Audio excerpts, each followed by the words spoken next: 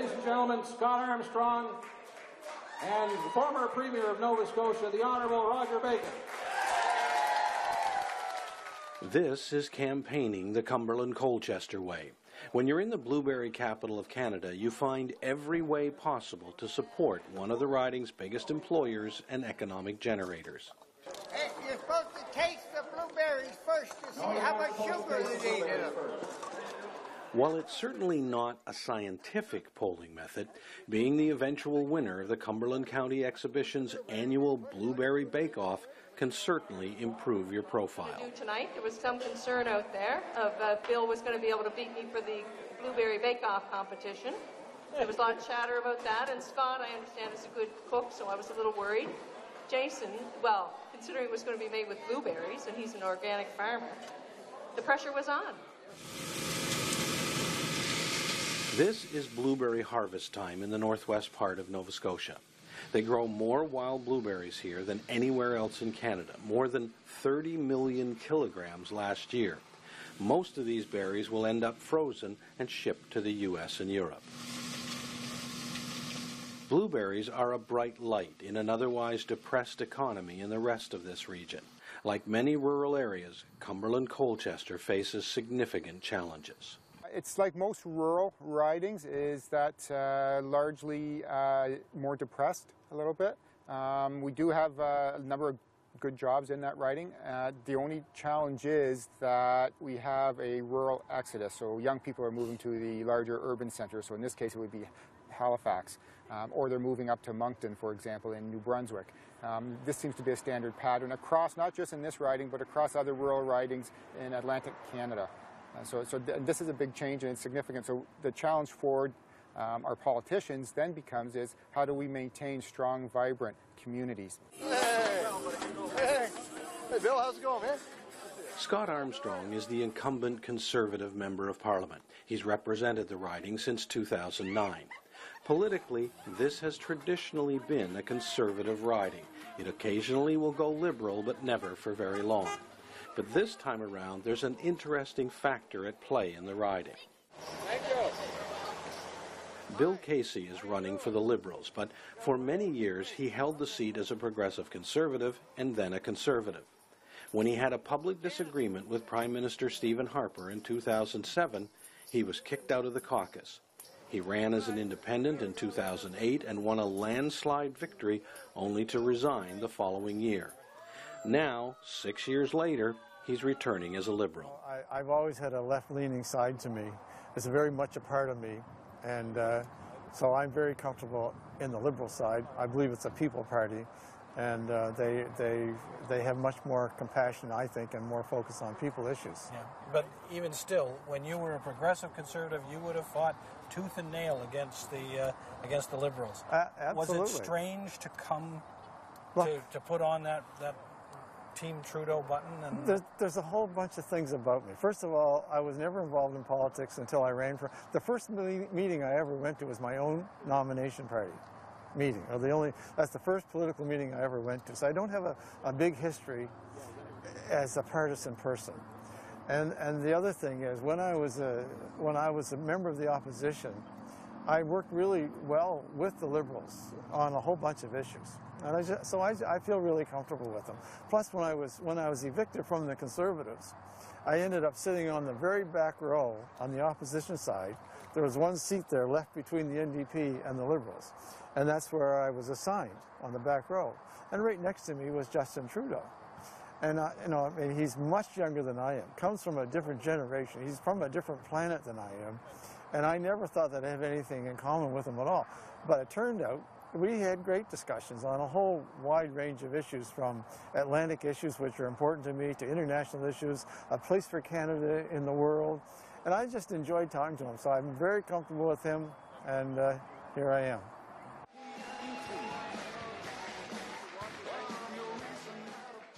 In mid-August, Prime Minister Harper held a private rally for Conservative supporters in Amherst, just a few doors down from Bill Casey's house. Some in the riding suggest the location was chosen deliberately to send a message to Casey, while others say Casey's decision to run for the Liberals is tantamount to thumbing his nose at Harper. I love that. But, you know, every poll shows that 70% of Canadians want the government to change. And I'm one of the 70%.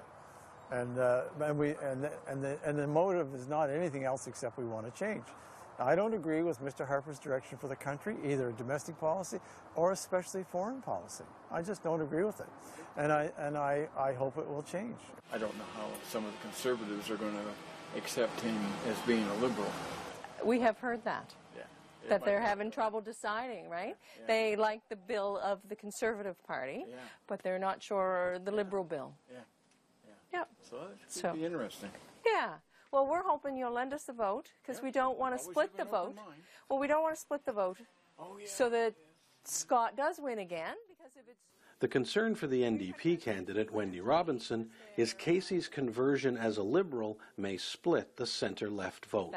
That's the fear, right? So often we say, can you just lend us your vote this time, as Jack Layton did? Let's not split the vote. If your aim is the same as my aim, is to not have Stephen Harper as the Prime Minister, let's not do that.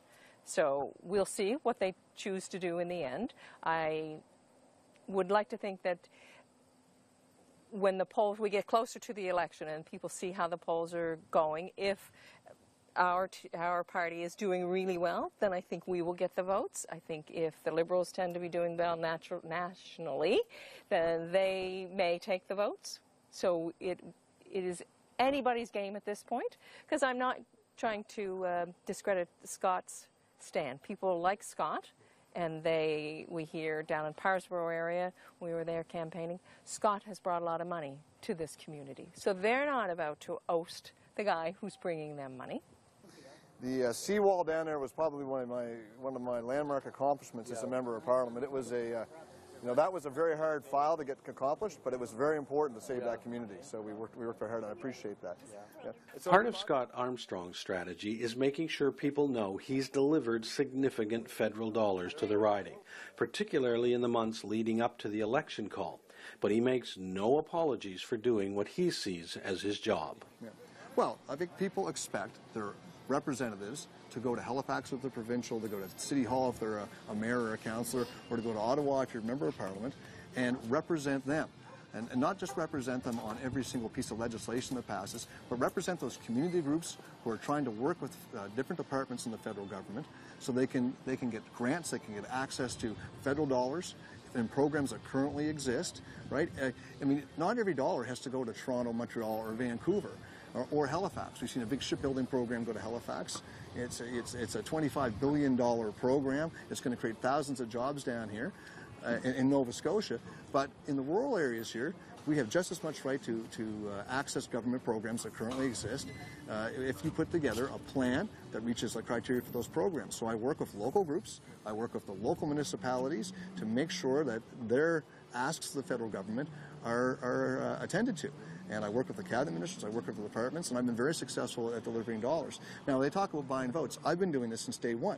And as I said before, if you look at some of the things I deliver, I talked about in the by-election. You know, every single commitment I made in that by-election has already been accomplished. Since the general election in 2011, we've continued to do this. This is not just something you do the year of the election. This is something I've consistently done, and this has created jobs, economic growth, and prosperity in this area.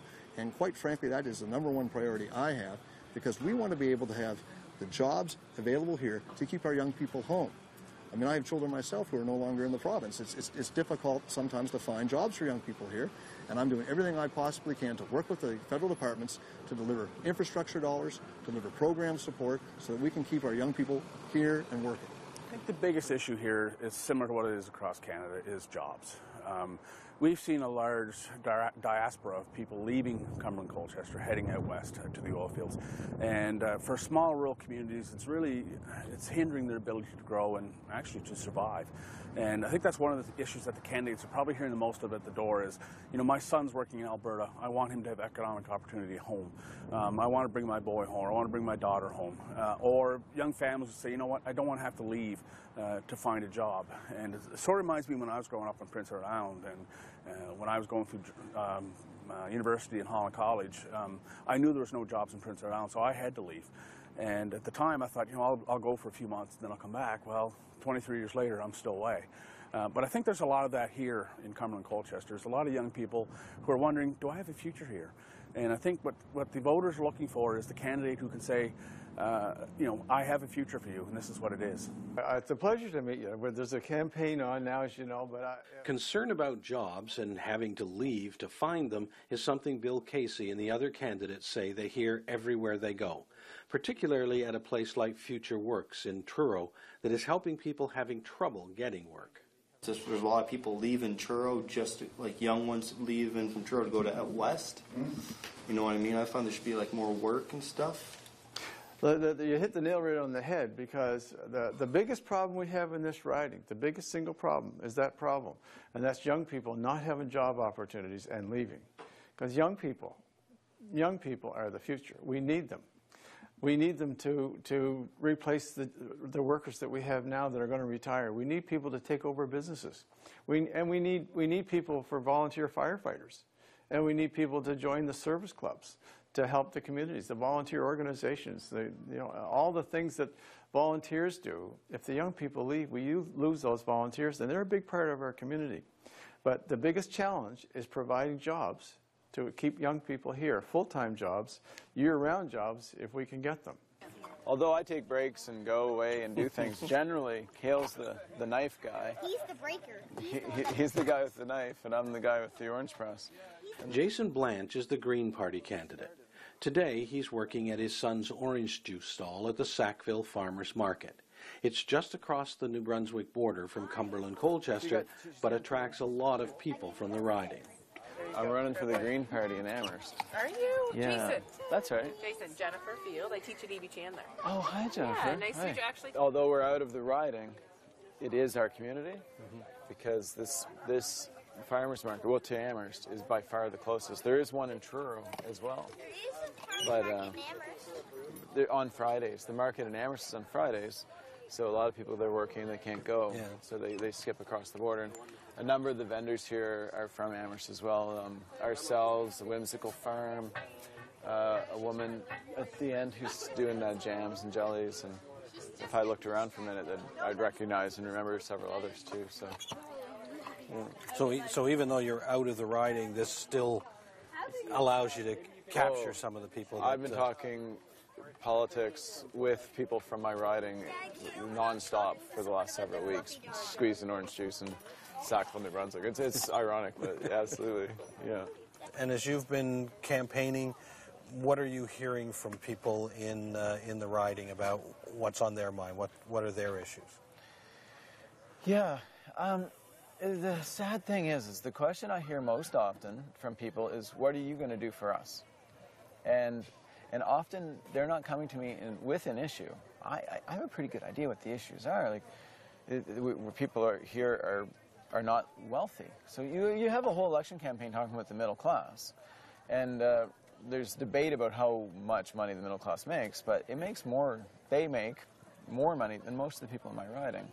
So people are worried about just being able, like if they're seniors, they're wondering how they're going to stay in their homes. And if they're younger people, they're often worried about how they're going to just make their bills get paid. It's been tough. The last 20 years have been tough. We are very much agricultural based and resource based. So, but as we know, that's not working well. A lot of people in this area do have to go out west to work. They leave their family here. Generally, it's the men who come back, and the women stay, the wives and mothers stay with the children. So that's hard. People are concerned what's going to happen with the oil patch. The downturn in the oil hasn't helped. If they could find something here, they would stay. They would come back, those who've gone.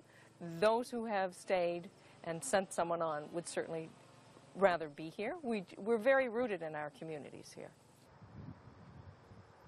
Every day during the summer, tourists come to this spot in Truro to wait for a natural phenomenon known as the tidal bore. We've never seen anything like this, so we're fascinated about what we're about to see. We have been on the other side in New Brunswick, and we have seen it there. And then when we were driving through Nova Scotia, we decided to go check it out again on this side. Twice a day, a small wave of water comes slowly around the bend, and within minutes fills the Salmon River from side to side. This water is coming from the Bay of Fundy, where the highest tides in the world could well contribute to the future prosperity for this riding. Bill Casey has made it a central issue in his campaign. We're standing here in front of this tidal river. You know, Mr. Harper has spent hundreds of millions of dollars trying to promote the Keystone Pipeline through the United States. He spends his whole focus is on oil and pipelines, and there's nothing wrong with that, but you have to diversify.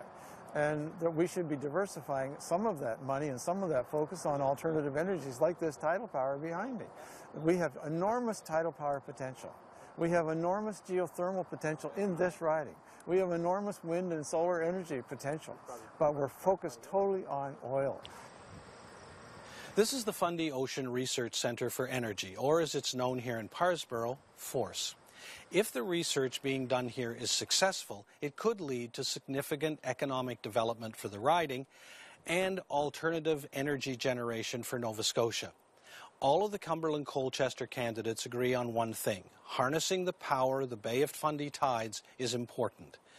What they disagree on is which party has the best policy for making that happen. We were created to look at the potential for tidal energy to become a part of Nova Scotia and Canada's future energy mix. We've known about the potential for tidal energy for actually, it's been around since Romantic times. There's evidence of tidal mills in the early 1600s along the Bay of Fundy. And then as early as a century ago, on both sides of the bay, both in Nova Scotia and also in the States, people started to consider the idea of generating electricity from the power of the tide, because, you know, you just have to look out at that resource and you know that's a lot of water and it's moving, there's energy there somehow. But really, in the last 10 or 15 years, this new technology called in-stream tidal has emerged that has a potential to have a much smaller environmental impact and, you know, not only draw clean energy from the Bay of Fundy, but also become an economic driver in terms of translating a lot of the skills that Atlantic Canada has in marine science and marine industry. A lot of those skills are directly translatable to the in-stream tidal sector. So those are sort of the two opportunities, clean power and economic opportunity. I think Scott Armstrong would argue, well, you know, we've put $30 million into the Force Center in Parsboro. That would show a commitment to developing that power. They have put a token commitment in, but not like the commitment they put in trying to sell. Like, they've had all of our diplomats and much of our civil service promoting oil sands and pipelines through the United States to try to convince the Americans to build or to allow the pipeline to be built. Just a fraction of that should go to other energy sources, not only tidal power, but other green energies and other energy sources. Like, I really believe the oil, there's still going to be a place for oil for a long, long time. But it is really the energy source of the past. Nobody is thinking that the world is going to enhance its use of oil going forward. But we are going to enhance our use of green energies like tidal power, like geothermal. We have unique geothermal in this riding like no other riding.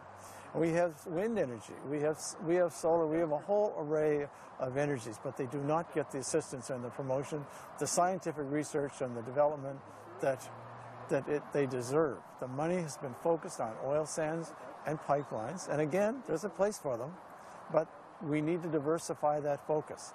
Every economist, every investor will tell you, diversify, diversify, diversify, and we have not done that.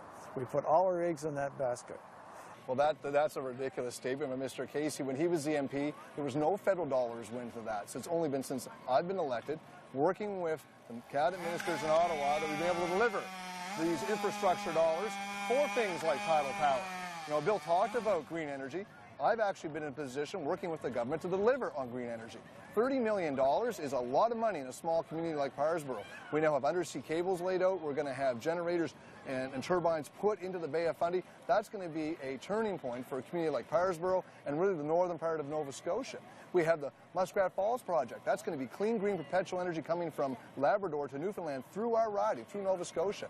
Another thing, our federal government, since I've been elected, put a loan guarantee for that project, which lowers their cost of doing business. It lowers interest rates they have to pay to establish that business. That's all taken place since I was elected. So Bill likes to criticize, saying the government's not doing enough, when none of these projects were taking place before when he was an MP, and he was an MP for almost 17 years. We've actually seen greenhouse gas emissions reduced in Canada since I've been elected, and we're seeing our government invest in clean, green tidal energy, clean, green hydropower coming from Newfoundland and Labrador. These are projects that I've been working on and we've been able to deliver for the people in this riding. But the criticism of the Harper government has been that really the focus has been on the oil and gas industry, and everything else, while it may get some funding, is not getting anywhere near what's being put into the oil and gas industry. How do you counteract that? Well, we were coming out of the largest recession since the Great Depression, and the oil sands allowed us to provide good jobs during an economic downturn, and really it gave us an advantage over almost every country in the world in terms of dealing with that recession. We were able to deal with that and keep people employed during the largest economic recession since the Great Depression of the 30s. But all the while, we're not ignoring clean energy projects. Like I said, Muskrat Falls. There's a huge government commitment to that, to supporting that industry, putting that particular project up and running through a loan guarantee. And right here in this riding, $30 million in a new industry here, tidal power, in the Bay of Fundy, and the technology that actually works in the area has the highest tides in the world, will be able to then be able to use all over the world to produce clean, green energy. So the criticism that we're not doing enough, all you have to do is look right around this riding, and you can see what we've already been able to accomplish, and we will accomplish with our focus on hydropower, geothermal in Spring Hill, and tidal power in the Bay of Fundy. Bill Casey is talking a lot in this campaign about alternative energy and the importance and the potential for it in this riding through tidal power, wind, geothermal, and that kind of thing. That's traditionally been the Green Party territory. Does that work against you, for you? It's always good when another party starts to, take your ideas and run with them. It shows a couple things. It shows, one, that they're listening and they like the idea, or they're getting the idea. And and perhaps it also shows that they don't dare not touch on the stuff that someone that would have never been a competitor is saying, because hey, that party is becoming competitive. The Liberals have. Well, the funny thing, Bill Casey, he can say whatever he wants in the riding. At the end of the day, he has to do what Justin Trudeau tells him, which is a really funny thing, because his whole popularity in the region comes down to the one time he didn't do what Harper told him. So now he's signed up with a different party, and he'll have a different master, so to speak. With regard to the Liberal policy and alternative energies, I completely agree that we have many opportunities here, and we have to go forward with them. I'm not convinced the Liberals, that's really Liberal policy, just their track record on climate change and, their stance on fossil fuels right now with regard to pipelines. They really seem to be trying to play both sides, but, I am really thrilled that Bill's talking that way, and I hope that if being elected, if he is, that he'll follow through. It's good stuff. Yeah. So how do you think the campaign is going? For who? For me. For you, I think you're okay. It looks close, but I think you're okay. Yeah, we're expecting to be close. I can't say the same for your leader. Yeah, well. Whether the central issue is the economy, jobs, the environment, one of the biggest challenges Scott Armstrong may face is not his own popularity, but that of Stephen Harper. And when you're in government, you have to make tough decisions. But I think when people look at the alternatives, they say, you know what, Stephen Harper has the experience, he's a proven leader, and he's a good economic manager, and that's what Canada needs right now. But if they don't like him, it's always struck me as a bit of an odd dichotomy. Yes, he's got the experience and everything else, but there's a lot of people out there who are saying, I just don't like him. You're a conservative, you've got to get elected, and if the feeling is, like you, Scott, just don't like that guy you work for. Well, what you tell them is, it's my name on the ballot. I mean, everyone's entitled to their own opinion and what they feel about individual politicians. But when you go mark the X on the ballot, you're marking for your local candidate. And if you look at the record I've been able to deliver in this riding over 6 years, and Bill, you were here in 2009, you heard about issues like we needed a rec center in Truro. You heard about the Advocate Harbour seawall. You heard about the need to support our local university here, and when you were here last time. All those things have been accomplished. So if you look at what I was talking about in 2009, we have a new rec center in Truro. We have supported the local university in terms of research dollars, which has grown that campus. We have rebuilt the Advocate Harbour seawall, which has protected an entire community. And I couldn't have done any of those things without support of the Prime Minister and his cabinet ministers. So when in terms of the actual delivering of results to this riding, I've been able to deliver those results, but I couldn't have done it without the support of cabinet ministers who are in charge of each of those government departments who I have to go ask for that support. And I couldn't have done it without the leadership of the Prime Minister and our finance minister, who put together a budget where we've now got a balanced budget, we've seen economic growth, and we've been able to do that while still supporting local communities and the challenges that they face. And our riding is far stronger today than it was in 2009. The economy, as you see here in English Place, is much more robust than it was. We have all kinds of new businesses that have opened up here, independently owned local businesses that are doing very well. And that's because of the leadership of the Prime Minister, and the Government of Canada has put the economic profile in place that allows jobs and businesses to be created here in the rural parts of Nova Scotia. So if you had to predict the outcome today, based on how things are going, because anything can change. Yeah. But if you had to predict today, what do you think will be the... I can honestly say I have no idea. It's just, usually when you go to a federal election this riding, you just know that the Conservatives are going to win, because it's just been traditional Conservative riding for so long. Right now, it's too close to call. And I've been watching some of the polls nationally, which do have riding by riding breakdowns, and it's swinging back and forth. One week it has Bill Casey in the lead, the next week it'll have Scott Armstrong in the lead. So it's one of those things where it's just too close to call. I think it's going to come down to who gets the vote on Election Day and where that Conservative vote goes. Because if it stays with Scott, as it has the last election, the Conservatives will win. But if enough Conservative voters switch to the Liberals, then Bill Casey will win the riding. You know what? I think it also depends on what happens nationally. If the trend continues and the NDP are forming government, well, who knows? Will they vote NDP? They did it provincially in both Cumberland North and in Truro Bible Hill. Could they do it federally? Well, you never know. If you're looking for maybe an NDP majority, there's always a chance. But as of today, I cannot come out and say that either candidate A, candidate B, or candidate C is going to win, because it's just too close to call. I would give the edge to the Conservative candidate, Scott Armstrong, but he won't win as handily as he did in 2011. He's in a fight for his life in here. This is a result of Roger's inability to see and my inability to cook. Back at the Cumberland County Exhibition Blueberry Bake-Off, the candidates are now presenting their creations to the judges.